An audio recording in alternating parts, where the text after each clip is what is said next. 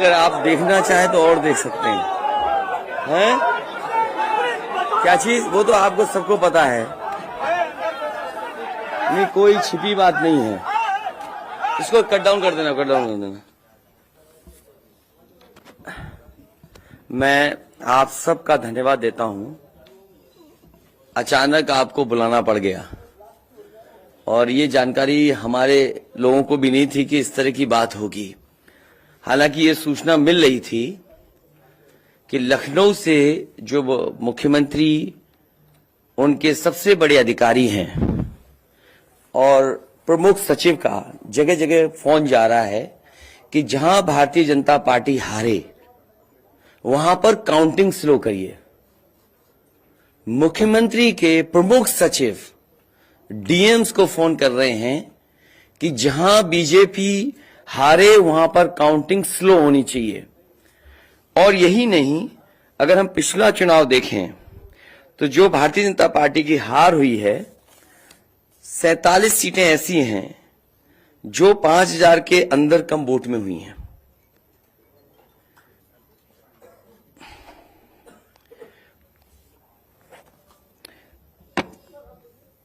सैतालीस सीटें ऐसी हैं पिछले चुनाव की जहां पर 5000 वोट के कम फासले से भारतीय जनता पार्टी जीती है। और जो आज देखने को मिला है बनारस में कि जहां ईवीएम्स ले जाई जा रही थी, एक ट्रक पकड़ा गया, 2 ट्रक लेकर के भाग गए। अगर सरकार चोरी नहीं कर रही थी, ये वोट की चोरी जो नहीं कर रही थी, तो कम से कम बताए कि एक गाड़ी रोक ली, पकड़ी गई, लाइव है, अभी भी हम लाइव देख सकते हैं। 2 गाड़ियां क्यों भागी? अगर कोई चोरी नहीं थी, प्रशासन ने, सिक्योरिटी ने इतना इंतजाम क्यों नहीं किया? इतनी फोर्स है, अभी इलेक्शन की फोर्स गई नहीं है यूपी से, तो आखिरकार अधिकारी क्यों नहीं कर रहे थे?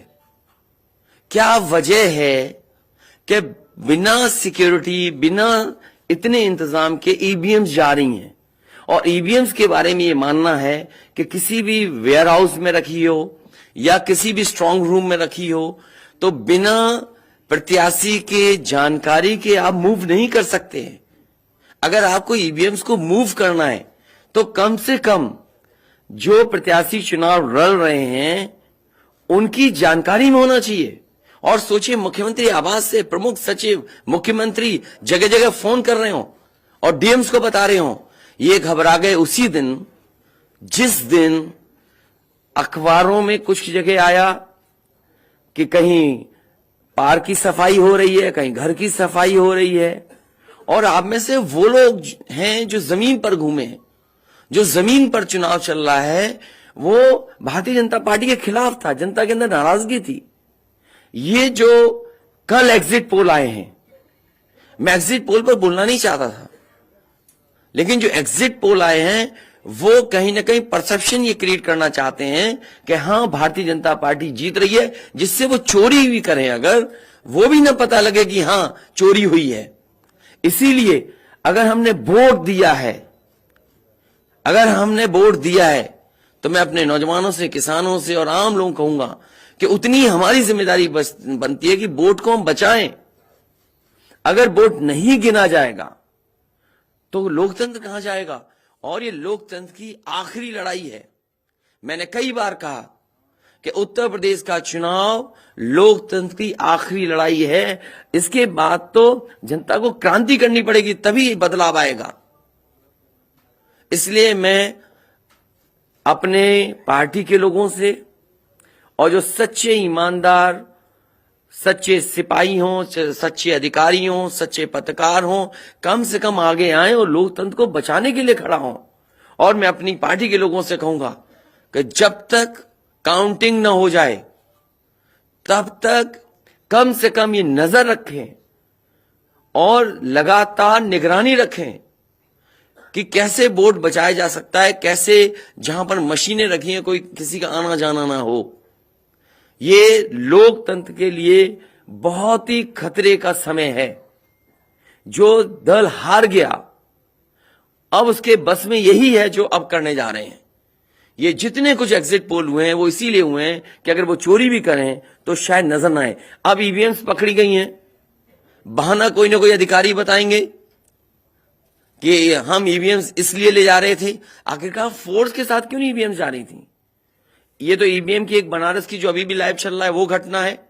बरेली में एक स्ट्रांग रूम से बाहर नगर पालिका की कचड़े की गाड़ी में, जिसका नंबर UP25DT9166 में 3 बक्से सील पकड़े गए। जो सील बक्से थे, एक बक्से में सादा बैलेट पेपर था तथा 2 बक्से में मोहरें, रजिस्टर तथा सील करने वाला सामान था। करीबन 500 बैलेट पेपर पकड़े गए। इसी तरह सोनभद्र का है कि सोनभद्र में भी बड़े पैमाने पे चीजें पकड़ी गई। वो भी लोग समझ में आ गया तो उन्होंने देखा, एसडीएम को रोका। एसडीएम घोरावल जनपद सोनभद्र में खाली मत पर अपनी गाड़ी से पॉलिटेक्निक कॉलेज ले जाते हुए पकड़े गए। क्या सफाई देगी सरकार?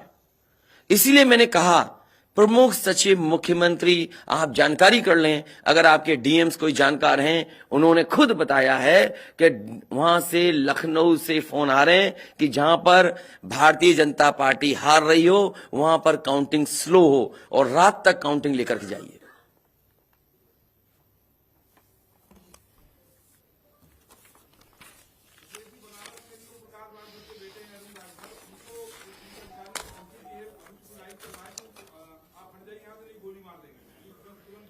तो मैंने आपसे कहा कि ये लोकतंत्र का आखिरी चुनाव है। इसके बाद तो जिस तरीके से आजादी के लिए लड़ाई लड़ी गई थी उसी तरह की हमें और आपको क्रांति करनी पड़ेगी। मैं तो अपने नौजवानों से अपील करूंगा कि जहां किसान इतने साल बैठे रहे तब सरकार झुकी। कम से कम 3 दिन लोकतंत्र के अखंड प्रहरी बनकर के ईवीएम्स को बचाएं और चुनाव को बचाएं। मैं किसी डीएम का इसलिए नहीं मानूंगा। डीएम कौन होता है? अगर प्रमुख सचिव मुख्यमंत्री फोन करेगा, डीएम क्या कर सकता है? डीएम की क्या हैसियत है? ये फिर जो प्रत्याशी लड़ने रहे थे उनको आखिरकार डीएम ने क्यों नहीं बताया? डीएम अगर ये जवाब दे रहा है तो उस डीएम से पूछिए कि डीएम ये बताओ कि तुमने जो प्रत्याशी चुनाव लड़े थे उसके बारे में क्यों नहीं बताया उन प्रत्याशियों को? ये डीएम आखिरकार किसके नीचे काम कर रहे हैं? और बनारस जैसी पोस्टिंग किसी डीएम को मिली होगी, इस डीएम को मैं भी जानता हूं। जब पहली पोस्टिंग मैंने मुजफ्फरनगर दी थी, मैं नहीं जानता हूं ये डीएम कौन है, किसकी सिफारिश पे ये मुजफ्फरनगर पहली बार गया था। बेईमानी करा रहा है ये डीएम। और जवाब ये डीएम का कि ट्रेनिंग के लिए जा रहे हैं। तो आखिरकार पॉलिटिकल पार्टीज को क्यों नहीं जानकारी दी? क्या जवाब है उनके पास इसका? और जब बाकायदा गाइडलाइन लिखी हुई है यहां पर कि आप ईवीएम्स का मूवमेंट नहीं कर सकते, आप कैसे ईवीएम का मूवमेंट कर रहे हैं? आप पूछिए जिन्होंने दिया बयान। अरे भाई, मैं तो कह रहा हूं किसी आपने जो पॉलिटिकल चुनाव लड़ रहे हैं उनके बारे में क्यों नहीं बोल रहे हैं आप? और आप भी डीएम की बात को मानते हो? वो वर्जन इसलिए बोल रहे हैं क्योंकि सरकार एक भाषा बोलेगी, ऊपर से नीचे तक भाषा एक बोलेगी। आप बताइए, जब समाजवादी सरकार का चुनाव था, इलेक्शन कमीशन ने जो शिकायत की उस अधिकारी को हटाया गया? आज इलेक्शन कमीशन ने किसी अधिकारी को हटाया हो? एक अधिकारी अगर इलेक्शन कमीशन हटाया हो तो बता दो। मुझे कोई उम्मीद नहीं। इसीलिए मैं कह रहा हूं कि लोगों को लड़ना पड़ेगा। अगर लोकतंत्र बचाना है तो कहीं ना कहीं तैयारी करनी पड़ेगी लोकतंत्र बचाने के लिए। जो गाइडलाइन है, आज जो बैलेट पेपर पकड़े गए हैं सोनभद्र में, जो बैलेट पेपर पकड़े गए हैं आपके बरेली में, जिस तरह ईवीएम्स को ले आया जाता है, ये सवाल बड़ा है। अधिकारी वही भाषा बोलेंगे जो उनको बोलने के लिए सरकार कहेगी। वो नहीं चाहते कि ओम प्रकाश राजभर जी, क्या भूल गए? इलेक्शन कमीशन याद नहीं है? ओम प्रकाश राजभर जी नॉमिनेशन के लिए गए, इनको अपमानित नहीं किया गया? क्या प्रशासन कार्रवाई कर रहा था? स्वामी प्रसाद मौर्य जी के साथ क्या व्यवहार हुआ? कोई भूल जाएगा इन बातों को? और चुनाव भर में क्या भाषण थे, क्या भाषा का इस्तेमाल था? हर जगह डराने का काम जनता को। ये अलग बात है। कम से कम इलेक्शन कमीशन को ये देखना चाहिए, खुलेआम जनता देख रही है, आज के जमाने में लाइव है कि किस तरीके से ईवीएम्स को ले आया जा रहा था। चुनाव आयोग को सबसे पहले जिलाधिकारी बनारस पे कार्रवाई करनी चाहिए कि आखिरकार उसने किसी को कॉन्फिडेंस में क्यों नहीं लिया। अगर मशीनें जा रही थी तो प्रत्याशियों को क्यों नहीं बताया गया, पॉलिटिकल पार्टीज को क्यों नहीं जानकारी दी गई। अगर ये गाइडलाइन में है कि नहीं है इलेक्शन कमीशन के, आप ईवीएम्स को एक जगह से दूसरी जगह मूव करा रहे हैं, आखिरकार इसके लिए जिम्मेदार कौन है। आप ईवीएम लेकर जा रहे हैं, अब 2 दिन की बात है, काउंटिंग होनी है।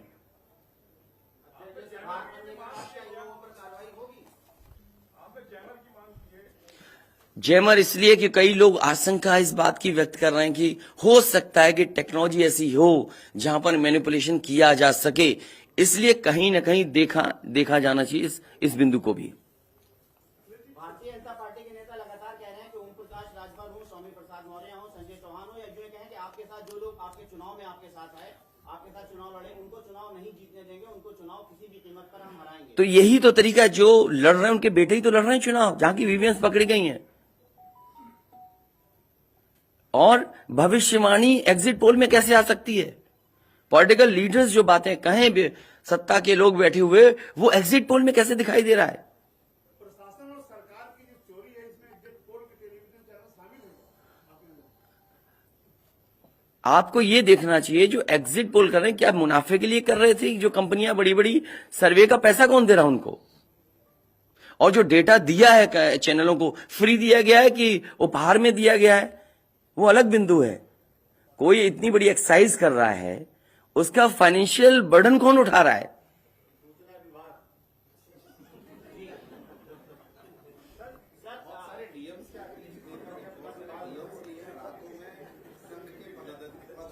ये तो बातें, ये सच कह रहे हैं आप। जो बात, ये जो सवाल के रूप में जानकारी दे रहे हैं, ये सच्चाई है। जो आप सवाल के रूप में दे रहे हैं, ये सच्चाई है। आप बताइए, इनके साथ गलत व्यवहार हुआ, क्या कार्रवाई की प्रशासन ने। वीडियोज हैं सबके। जब ये नॉमिनेशन के लिए गए आप, क्या वीडियो अवेलेबल नहीं है? क्या कार्रवाई हुई उसमें? स्वामी प्रसाद मौर्य जी के ऊपर जो अटैक हुआ, उसमें क्या कार्रवाई हुई? मेरे क्षेत्र में जो प्रत्याशी चुनाव लड़ने आया, तो उसने अपने आप अपनी गाड़ी तोड़ी, अपने आप गाड़ी तोड़ी खुद की, और आरोप लगाए समाजवादियों पर।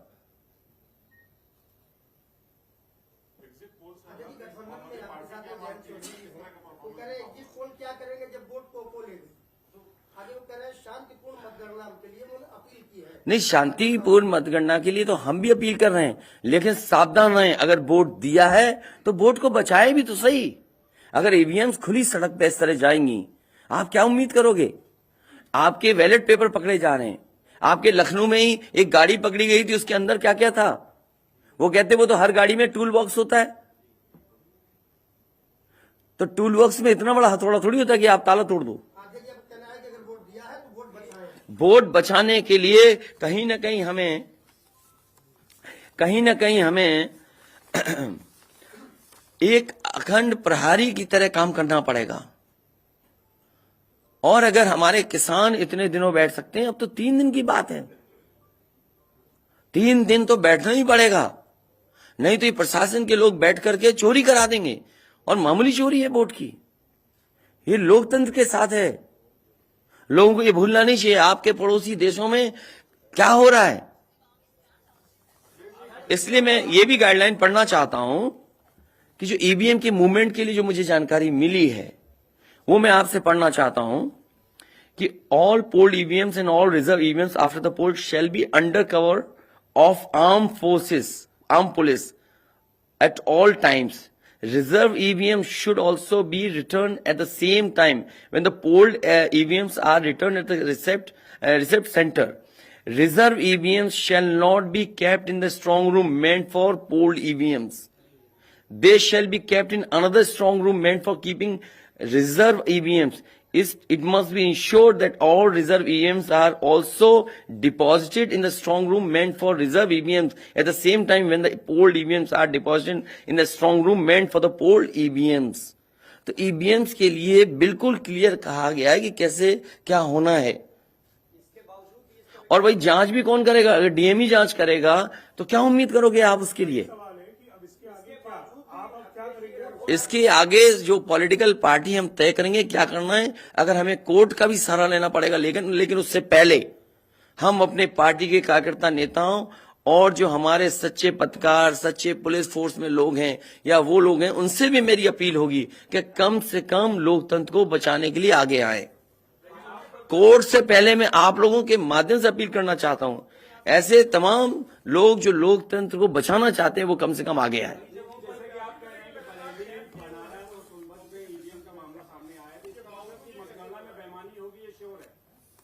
आपने पंचायतों का चुनाव देखा था, भारतीय जनता पार्टी ने खुलेआम वोट को लूटा। जनता को याद है महिलाओं के जो कपड़े फाड़े गए, छीने गए, महाभारत के अलावा अगर किसी ने किया तो वो भारतीय जनता पार्टी ने करके दिखाया। क्या कार्रवाई की गई उस समय बताइए? इलेक्शन जो आपका स्टेट इलेक्शन कमीशन है, शिकायतें हुई, क्या कार्रवाई हुई उनके ऊपर? क्या कार्रवाई हुई पुलिस के ऊपर? क्या कार्रवाई हुई उन लोगों जिन्होंने वोट को छीना? इसलिए मैं अपील करता हूं आपके माध्यम से, जो सच्चे पत्रकार हैं, सच्चे अधिकारी, पुलिस फोर्स, लोकतंत्र को बचाने के लोग सामने आए, जिससे लोकतंत्र बचाया जा सके। माननीय मुख्यमंत्री जी, ये जो घटनाएं हो रही हैं, ये हताशा और निराशा की जो है वो पराकाष्ठा है। क्या ऐसा कुछ होगा? क्या समाजवादी मैं नौजवानों से विशेष अपील करूंगा, और इसलिए अपील करूंगा, मैंने वो तस्वीरें देखी कि नौजवान वोट डालने के लिए लोकतंत्र में कैसे निकल पड़ा। अगर उसने वोट डाला है तो कम से कम वो वोट बचाए। अपना कैसे वोट बचाएगा? गिनने से कैसे गिनती में लाएगा? और ये कोई ये मामूली घटना नहीं है। जो लोग लोकतंत्र पर भरोसा करते हैं उनके अंदर आक्रोश होगा, ऐसा नहीं है कि गुस्सा नहीं होगा उनके अंदर। इसीलिए मैंने कहा कि 5,000 के अंतर में सीटें जो जीती गई थी भारतीय जनता पार्टी की, वो 47 हैं। और मैंने इसीलिए कहा कि प्रमुख सचिव मुख्यमंत्री जिलाधिकारियों को फोन कर रहे हैं कि काउंटिंग स्लो की जाए। और बैलेट के लिए हम लोगों ने अपने प्रत्याशियों को और जो एजेंट्स हैं हमारे इलेक्शन एजेंट्स, उनको समझाया है कि बैलेट को किस तरीके से काउंट करना है, कैसे रखे जाएं, उन सबको समझाने का काम किया है। और आप में से जो लोग बनारस गए होंगे वो जानते होंगे कि बनारस साउथ समाजवादी पार्टी जीत रही है, अयोध्या समाजवादी पार्टी जीत रही है। ये घबराहट है बीजेपी को। पवन पांडे जीत रहा है, ये घबराहट है। किशन दीक्षित जीत रहा है, ये घबराहट है बीजेपी को। नहीं, वो अलग बात है, पान भी खाया और भाषा नहीं देखी आपने। क्या प्रवक्ता की बात करते? कौन है ये चीज प्रवक्ता? कोई प्रवक्ता की बात नहीं करेंगे। क्या प्रवक्ता उठा लाए आप किसी गली मोहल्ले से? क्या प्रवक्ताओं की बात करते हैं आप? इतने सीनियर जर्नलिस्ट बनते हो आप अपने आप को। ये मामला सीरियस है, क्या प्रवक्ता बताएगा? इलेक्शन कमीशन क्यों नहीं बता रहा? ये खुलेआम ईवीएम घूम रही हैं। कोई आश्वासन नहीं दिया। हो सकता है हमारी प्रेस के शायद कुछ जागे। ये यूपी के हैं सब, और कहां के हैं इलेक्शन कमीशन के लोग? रिटर्निंग ऑफिसर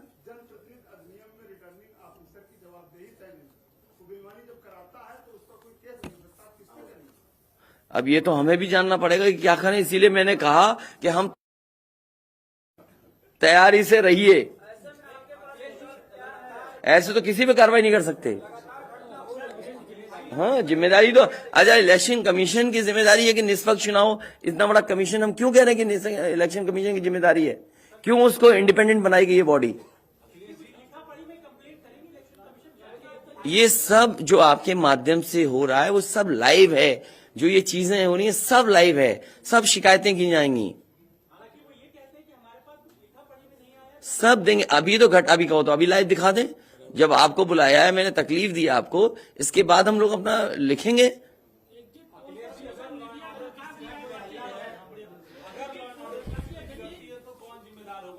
इलेक्शन कमीशन जिम्मेदार है इसके लिए। ईवीएम्स खुलेआम जा रही हैं, बैलेट पेपर कूड़े के डब्बे में पकड़े जा रहे हैं, गाड़ी का नंबर हम बता रहे हैं आपको, एसडीएम लेकर के जा रहा है। और मैं तो कहूंगा कि चुनाव हमारे जितने भी समाजवादी लोग हैं कानून व्यवस्था को मानते हुए शांतिपूर्ण रहें, लेकिन जिम्मेदारी सरकार की भी तो है। ये जिम्मेदारी इलेक्शन कमीशन की नहीं है, सरकार की नहीं है। आप अगर पूरी सुरक्षा के साथ उन ईवीएम्स को ले जाते, जो प्रत्याशी चुनाव लड़ रहे हैं उनकी जानकारी भी लेकर के जाते हैं, तो किसको आपत्ति थी?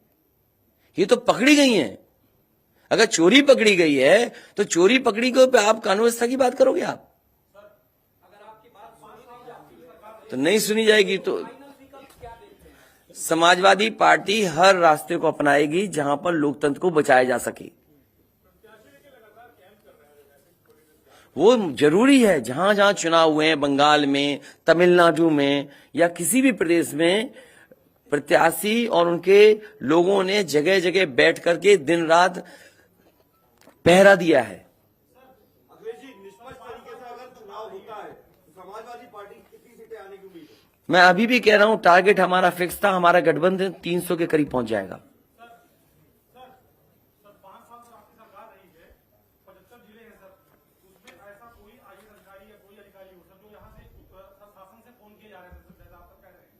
मुझे तो अधिकारी नहीं बताया ना। नहीं, मैंने नाम लिया प्रमुख सचिव मुख्यमंत्री का, जिससे मुझे जानकारी मिली। उसका नाम कोई नहीं बता सकता। हाँ, मुझे इलेक्शन कमीशन अगर कहेगा तो मैं नाम बताऊंगा। अरे हम सरकार चलाएंगे, हमें हमारे इतने भी अधिकारी नहीं होंगे? क्यों नाम बताएं चाहने वालों का? अरे तुम में चाहने वाले बैठे, किसी का नाम ले लूंगा मैं? तुम्हारे ही लोग अलग से मुझे मैसेज करते हैं, नाम ले दूं? अब तुम नहीं, वो हमारे दुश्मन हो तो हम क्या करें तुम्हारा? अरे बहुत सारे हैं जो हमें पर्सनल मैसेज भेजते हैं, तो क्यों नाम उनके ले दूं मैं? क्या चीज? अरे नए हो पत्रकार यार, बहुत सीनियर नहीं हो तुम। अपना परिचय दे दो, सब जान जाए आपको। जाने कौन सा एनबी है।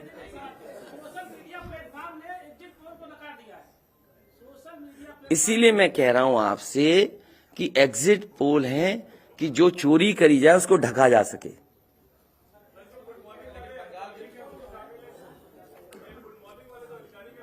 नहीं, अगर ओम प्रकाश राजभर जी से पूछना चाहो तो उनसे ही पूछ लो, केवल ईवीएम पर, क्योंकि इनकी विधानसभा का मामला है, इनकी विधानसभा का इशू है। देखिए, जैसा कि अभी हमारे एक साथी ने कहा कि माननीय अखिलेश यादव जी के साथ जो लोग हैं, चाहे संजय चौहान जी हो, चाहे ओम प्रकाश राजभर हो, चाहे स्वामी प्रसाद मौर्य हो, हम उनको जीतने नहीं देंगे। आप ही की तरफ से आया ना बात? आप ही नहीं, ये पूरे प्रदेश में गूंज रही है बात। और भारतीय जनता पार्टी हम लोगों के गठबंधन से घबरा गई है और बनारस जैसे प्रधानमंत्री जी अपनी इज्जत बचाने के लिए गली गली घूमे हैं। ये मैं कह रहा हूं, गली गली घूमे हैं। जिलेवार 75 साल की आजादी में 70 साल से वोट पड़ रहा है। पहले हमारे देश के प्रधानमंत्री हैं जो जिलेवार रैली किए हैं। अगर गलत कह रहा हूं तो बताओ। पहले प्रधानमंत्री हैं और पहली बार मैं देख रहा हूं इतनी बड़ी दुश्मनी। मैं उसी दिन कहा था जिस दिन नामांकन के समय जिलाधिकारी और वहां के कमिश्नर की मिली भगत से जब 3 लोगों की एंट्री है नॉमिनेशन कक्ष में, तो सैकड़ों गुंडे वहां कैसे पहुंच गए? पहले सवाल वहीं खड़ा होता। उसी दिन मैंने कहा था आप लोगों के सामने पेश करके लखनऊ कि डीएम बनारस और कमिश्नर के होते हुए निष्पक्ष चुनाव नहीं हो सकता। आज खुलासा हो गया।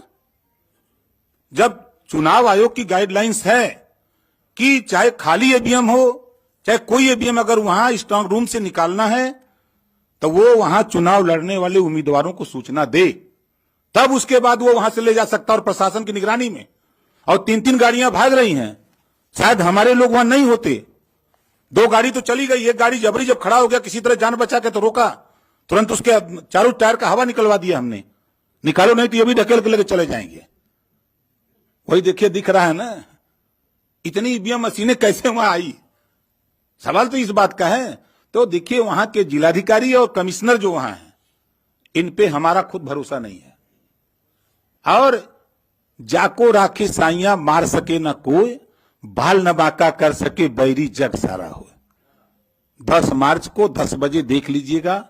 पहले राउंड की जब बैलेट पेपर की गिनती होगी पहले चक्र की, तो समाजवादी पार्टी गठबंधन का रुझान जो आएगा वो 400 सीटों का आएगा। 400 से भी ज्यादा आ सकता है। आपके सामने 10 को देखिएगा, रुझान जो बैलेट पेपर का आएगा वो 400 से भी ज्यादा आएगा। लेकिन भारतीय जनता पार्टी घबराहट है। वो लगे हैं कि ईवीएम से हेरफेर कर देंगे, तो हम लोग भी वहां लगे हैं ईवीएम ठीक करने में। हम लोग भी घेर ही लिए हैं, नहीं थे तो लेके भागी गए थे। तो इनसे हम लोग डरने वाले नहीं है। हमारे गठबंधन के सभी नेता कार्यकर्ता, हमारे सभी साथी लगे हैं। पूरी किलेबंदी है। जो भारतीय जनता पार्टी की सोच है, ये एक कदम चलते हैं तो हम 10 कदम आगे निकल के चलते हैं। हम इनको 3 साल पहले ही बता दिया कि सत्ता से बेदखल करूंगा। आप लोग भी नहीं मान रहे थे कि मान रहे थे? नहीं मान रहे थे। और आज प्रश्न खड़ा हो गया ना। मैंने कहा 27 अक्टूबर 2021 को कि माननीय अखिलेश यादव जी को मुख्यमंत्री बना के दिखाऊंगा, और 10 मार्च को देखिएगा जब टीवी पर चलेगा आप लोगों की स्क्रीन पर, सब समझ में आ जाएगा सबको। यही हताशा और निराशा है कि ईवीएम जो है ये इधर उधर कर रहे हैं, लेकिन कुछ कर नहीं पाएंगे। हम लोग भी अलर्ट हैं।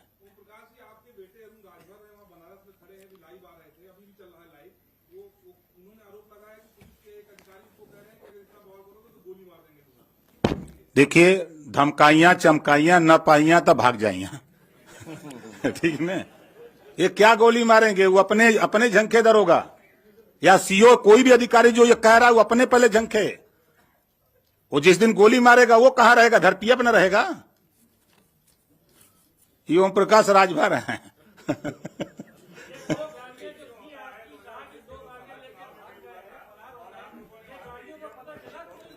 भैया मेरे, हम लोग तो एक घेर के रखे, दो तो वो भी किसी तरह वो हमारा आदमी आगे खड़ा वो मार देता, धक्का मर जाता, लेकिन वो भी ढीठ था। अब जाति का ठाकुर था, यो बात है। हेमंत सिंह नाम है। अब वो लौट गया, वही कहे चढ़ा दो गाड़ी। और जो गाड़ी रुकी तब तक उसके साथ 4 लोग थे, तो पहले साइकिल से गाड़ी का हुआ निकाले कि कहीं ठेल के आगे न बढ़ा दें। तब जाकर के ईवीएम का खुलासा हुआ है। साहब पूरी होगी, आप देखिएगा ना। आप लोग चिंता मत करिए, चिंतन करिए। अरे यार तुमने जब कह दिया, इससे ज्यादा कह सकते हैं? तुम भी ऐसी बातें कर रहे हो भाई। जब कह दिया ये बातें, हाँ?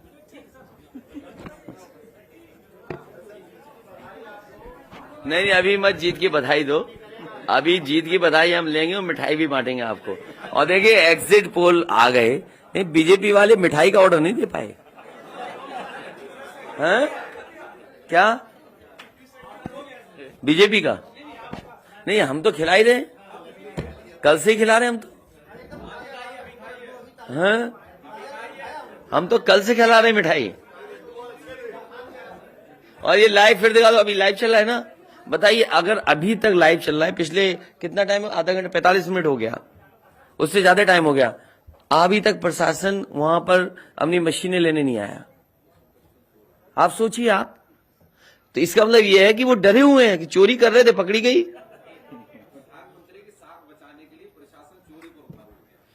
आप देखिए ना, अगर मान लीजिए हम और आप यहां बैठ करके देख रहे हैं, अगर वो चीज लाइव हो रही है तो दुनिया में देखी जा रही होगी। उनको परवाह नहीं है कि मशीन कौन ले जा रहा है, ले जाने दो। अभी लाइव हो रहा, सोचिए कितनी इतना समय इसमें प्रशासन जाता, बातचीत करता, नहीं ले जाए ईवीएम्स।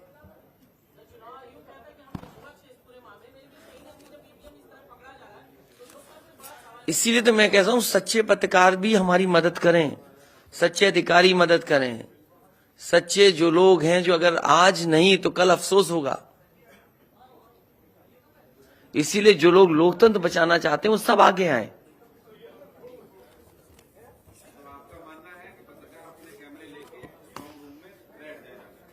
न पत्रकार बैठे, लेकिन कम से कम आवाज तो उठे। चलिए, बहुत धन्यवाद आप सब लोगों का, बहुत धन्यवाद। अभी कोई इंटरव्यू नहीं